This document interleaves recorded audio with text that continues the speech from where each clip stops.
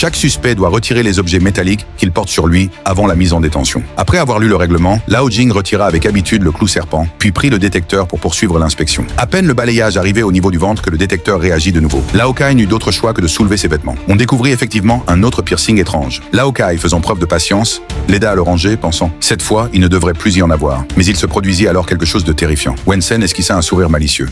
Lao Kai s'effondra intérieurement. Mais dans une ville civilisée comme Luo Chengdu, ce genre d'affaires est monnaie courante.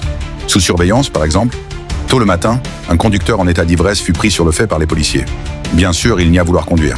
La policière exigea immédiatement un test, tandis que l'homme espérait encore pouvoir tenir bon. Les faits prouvèrent qu'il s'était trompé.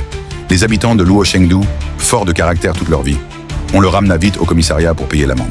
Mais à peine les 3 personnes avaient-elles repris la route qu'elles tombèrent sur un autre cas aberrant.